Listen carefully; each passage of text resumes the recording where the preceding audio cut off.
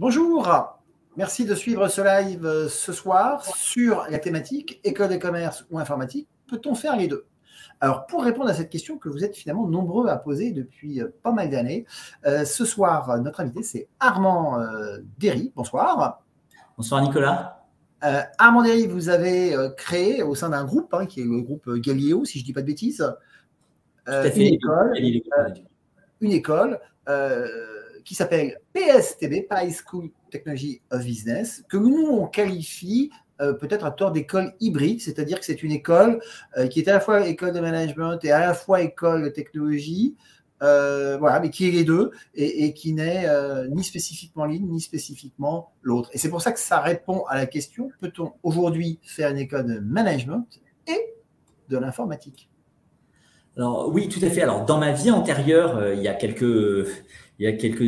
à peine 2 ans de cela, j'ai le plaisir de diriger toujours au sein du groupe Galileo Global Education, une des écoles du groupe qui s'appelle Paris School of Business. Et en fait, pendant plus de 20 ans et les dernières années de pilotage de cette école, à la rencontre d'entreprises, souvent me disaient, mais on aimerait bien qu'en finance, vous leur fassiez plus de tech, en compta, que vous leur fassiez plus de programmation, en marketing, évidemment, que vous leur mettiez plus de data. Et au fil des années, plus j'en mettais et plus on m'en demandait d'en mettre encore davantage.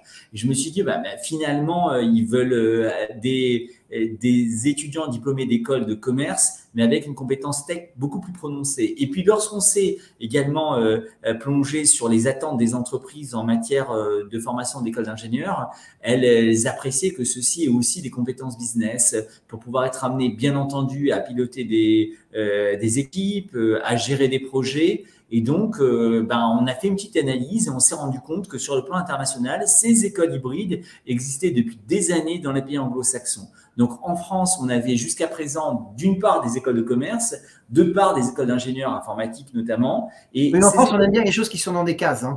Tout à fait cloisonné. C'était assez cloisonné, tout à fait, Nicolas. Et puis, nous, notre objectif, c'était de voir que finalement, ce qui était mis en place et déployé dans les pays anglo-saxons était aussi demandé par les entreprises partenaires. Et donc, c'est la raison pour laquelle nous avons commencé à travailler avec ces entreprises partenaires qui se sont impliquées dans la création des contenus pédagogiques. Et c'est ce qui a donné lieu au lancement de Paris School of Technology and Business. Oui, mais alors, on ne peut pas non plus tout faire. Une journée, elle a un volume horaire de cours. Donc, à force et en voulant faire les deux, est-ce qu'on aboutit à un niveau de formation de qualité? Puisque si on ne faisait que du management, on serait un véritable expert. Si on ne faisait que l'informatique, on aurait encore des compétences encore plus développées.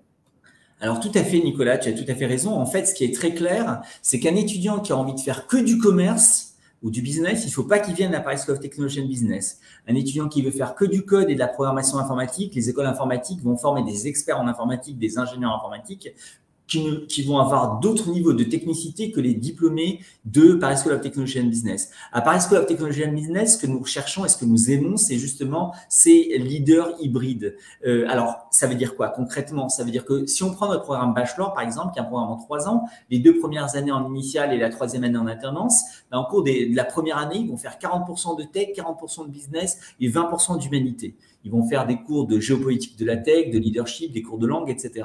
À la fin de cette première année, on va leur demander de choisir soit de prendre un track tech, soit de prendre un track business. S'ils prennent le track tech, ils vont avoir 60% de cours en tech, 20% de cours business et 20% d'humanité. Donc, on va doser davantage de tech pour le parcours tech et davantage de business, 60% business, 20% tech et 20% humanité pour ceux qui sont intéressés justement par le parcours business. Et enfin, en 3e année, on arrive à une répartition de 80-20. Et on voit finalement que l'élève, au cours de son bachelor, va avoir effectivement une formation hybride puisqu'il va pouvoir avoir évidemment une majeure en tech, mais il va avoir une mineure business qui va permettre justement cette hybridation. Et enfin, dernier point, c'est que nous proposons à Paris School of Technology and Business la systématisation des doubles diplômes. Donc, les étudiants qui nous rejoignent vont avoir une formation hybride, mais aussi la garantie d'avoir un diplôme tech et business. Et c'est ce qui fait aussi la spécificité de cette école.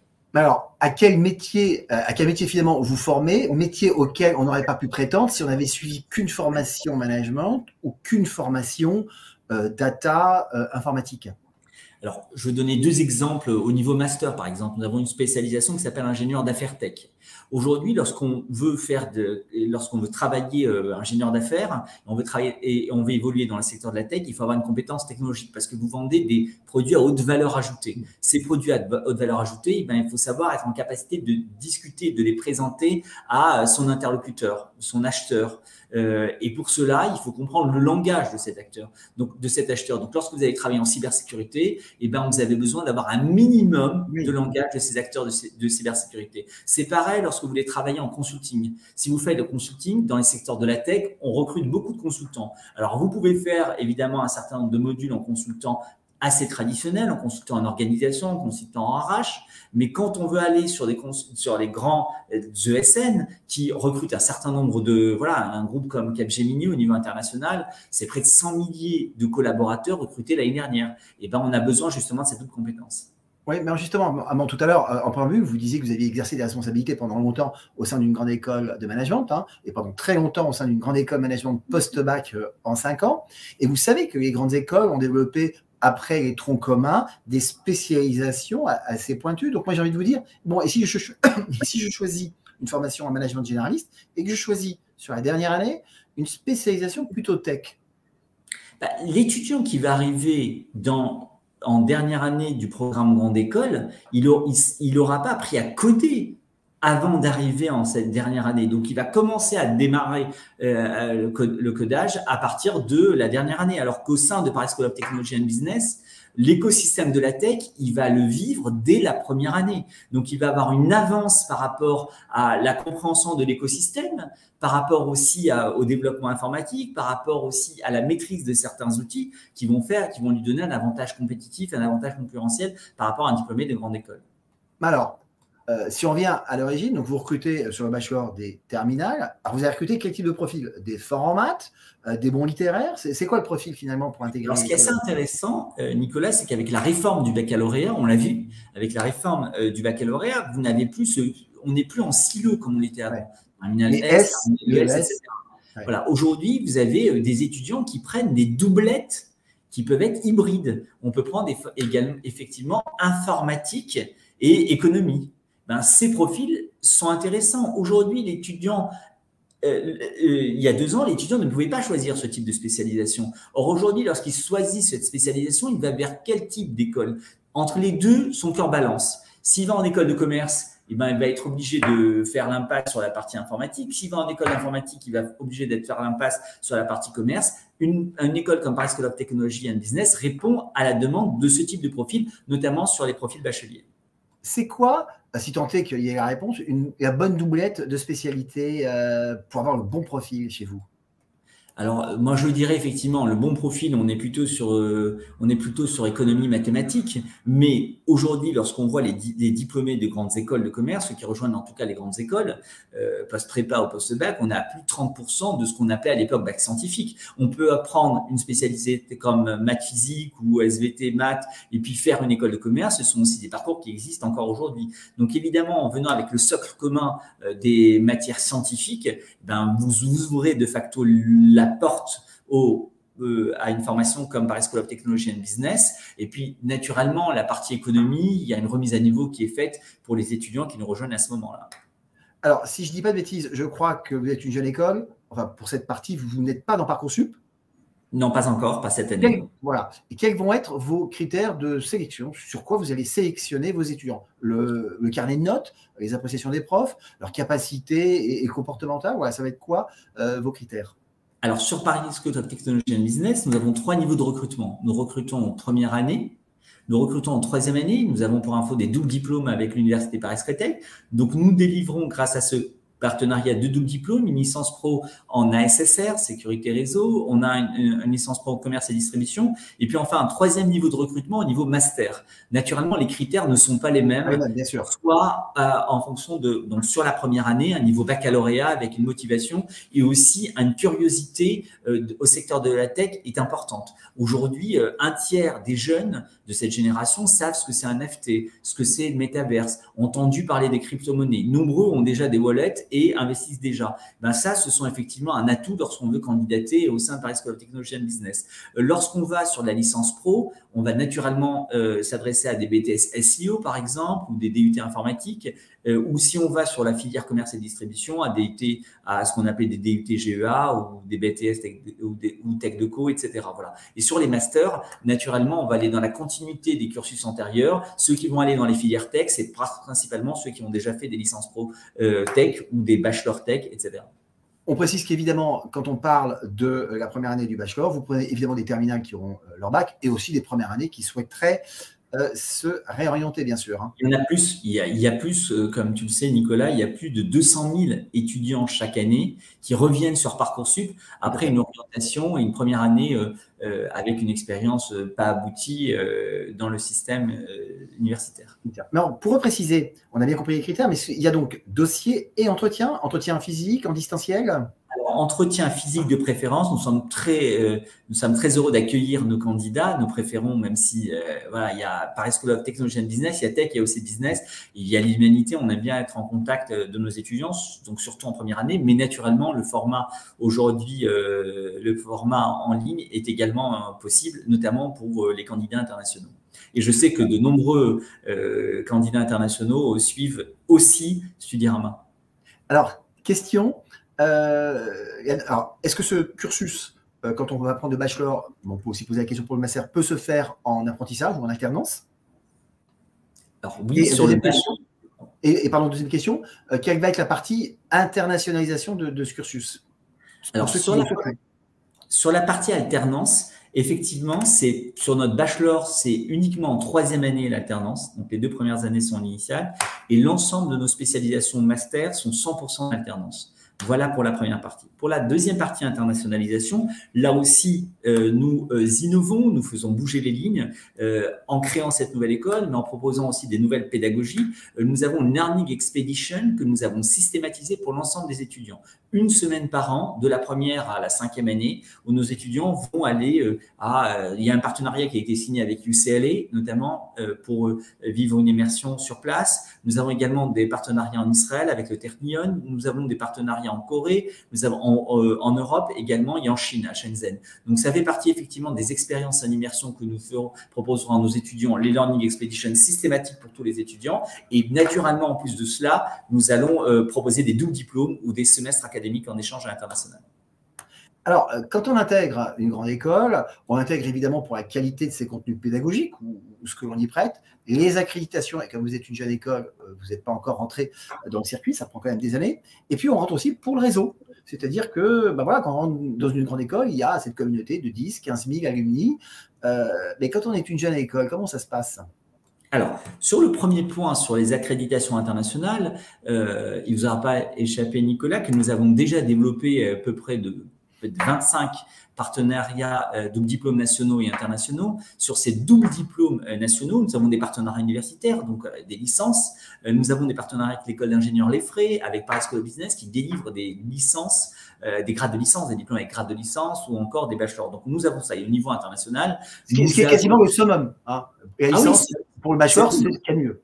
Tout à fait. Et puis au niveau international, nous sommes aussi partenaires avec des universités d'exception, Anglia Ruskin notamment en Angleterre, avec Regent University, McGill au Canada, voilà pour ne citer que ces universités. Donc sur cette partie internationale, voilà, le deuxième point, c'est de dire en lançant une nouvelle école, ok, c'est pas un entrepreneur individuel qui ne connaît pas l'écosystème, qui crée cette école. Je suis personnellement engagé avec passion dans le secteur de l'enseignement supérieur. Vous savez, 25 ans que j'y évolue avec plaisir. Et puis, 25 ans que j'y évolue avec plaisir, avec mon réseau d'anciens diplômés des formations antérieures, mais aussi de réseau d'entreprises partenaires qui m'ont accompagné, mais surtout aussi réseau Galileo Global Education, qui est le leader en Europe et le deuxième au monde. Et donc, faire partie de ce réseau vous ouvre un certain nombre de portes. Des portes au niveau, justement, des partenariats entreprises. Au sein du réseau Galileo, nous avons plus de 5000 entreprises partenaires. Nous avons une plateforme et nous mettons en relation nos futurs étudiants avec les entreprises partenaires du réseau Galileo.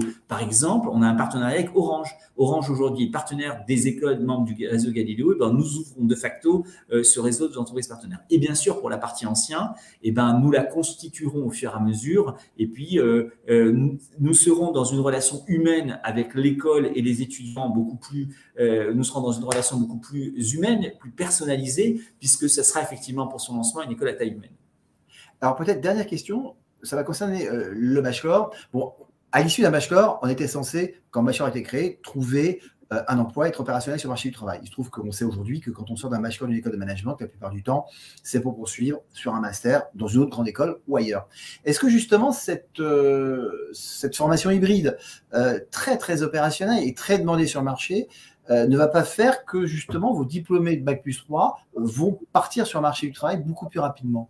Ben, on le souhaite, nous en tout cas on le souhaite, c'est des objectifs, c'est la volonté du ministère de l'enseignement supérieur et puis on y contribue et c'est la raison pour laquelle on n'a pas lancé un programme post-bac en 5 ans, comme certains confrères, avec une sortie au bout de la 5e année, et on propose un bachelor et on sera content de voir que nos étudiants intégreront le marché du travail. Mais vous avez raison de le noter, qu'aujourd'hui, plus de 70% des diplômés de DUT ou de bachelor poursuivent leurs études. Donc, on verra comment ça se passera. En tout cas, ils auront la possibilité de le faire au sein d'autres établissements puisqu'ils auront ce diplôme et ce diplôme sera un sésame. Et nous serons bien entendu très heureux de les accueillir aussi au sein de Paris School of Technology and Business pour qu'ils poursuivent leur aventure chez nous. Alors, pour reboucler notre départ, en vous présentant, je disais que vous étiez une formation hybride, donc ni école de commerce ni école d'ingénieur, c'est la grande mode. L'autre mode, et qui rejoint celle-là, ce sont les formations sur la blockchain, sur le métaverse. Est-ce que la création justement de l'école hybride, elle répond aussi à cette problématique du métaverse et de tout ce que ça va générer comme métier, comme nouvelles compétences? Alors, à propos du métaverse, il y a 2 écoles de pensée. Il y en a ceux qui vont faire une école dédiée dans le métaverse et puis il y en a ceux qui vont considérer que le métaverse est un vecteur de communication au même titre que le web aujourd'hui, que ce sont les réseaux sociaux ou que le offline. Pour notre part, c'est la position que nous avons prise. Donc, nous avons organisé la première porte ouverte dans le métaverse en France. Donc, pour le cas, c'était une vraie expérience immersive pour l'ensemble des candidats qui sont venus au sein de Paris School of Technology and Business. Et nous allons systématiser pour l'année prochaine un cours sur le métaverse et dans le métaverse. Et donc, l'ensemble des étudiants qui rejoindront Paris School of Technology and Business auront un cours sur et dans le métaverse. Nous allons systématiser un cours sur la blockchain. De même qu'aujourd'hui, on ne peut pas former des leaders de demain sans parler des enjeux RSE, sans parler des enjeux de data. Nous allons déployer la même philosophie au sein de Paris School of Technology and Business pour permettre aux étudiants qui nous rejoignent de suivre aussi des cours sur la blockchain et des cours sur le métaverse et sur les métiers auxquels prépare cette nouvelle opportunité. Et alors, on a une question, si je vous provoque, on me dit, alors, école de commerce ou école d'ingénieur? Écoutez, moi, mon cœur balance entre les deux. Voilà, j'ai 2 enfants, j'aime les deux, donc je crois que ce sont des choix qui répondent plus aussi aux objectifs de chacun. À ceux qui, ont envie de faire que de la programmation, comme je l'ai dit en introduction, qu'ils aillent dans une école d'informatique. Ceux qui veulent faire que du commerce, qu'ils aillent dans une école de commerce. Mais ceux qui, comme nous, ont la conviction que l'avenir est à l'hybride, une école hybride comme Paris School of Technology and Business, au regard des enjeux et des attentes des entreprises qui sont nombreuses. Aujourd'hui, lorsque vous faites de l'informatique, vous ne pouvez pas vous attendre à programmer pendant 40 ans de votre carrière. Il y a un moment donné où on va vous donner des responsabilités. C'est bien à ce moment-là que le bagage académique en business puisse vous servir pour pouvoir vous projeter dans une carrière professionnelle réussie. Mais ce qui est vrai, avant, c'est que tous les deux, on a une expérience assez longue dans le milieu des grandes écoles et on a tous vu au long de notre carrière des jeunes qui ont intégré une école de management, mais qui en fait auraient bien aimé intégrer une école d'ingénieur, et ceux qui ont intégré une école d'ingénieur qui ont dit oui, mais moi j'aurais bien aimé avoir du management. Et qui reviennent après en faisant parfois des doubles diplômes en dernière année, mais surtout pour les diplômés d'école d'ingénieurs vers les écoles de commerce, on sait bien que l'inverse est plus compliqué. L'inverse est beaucoup plus difficile. Il est rare de voir des diplômés d'école de commerce qui fassent un double diplôme avec exactement. Amandéry, merci pour cet échange. Tous ceux qui sont intéressés pendant le live et à la lecture du replay, on les invite à rejoindre votre site et puis à regarder les journées portes ouvertes. Vos inscriptions sont jusqu'à? Alors, les inscriptions sont jusqu'à fin juillet sur l'ensemble de nos programmes. Très bien. Bonne soirée. Merci d'avoir suivi ce live et à bientôt. Merci. Bientôt.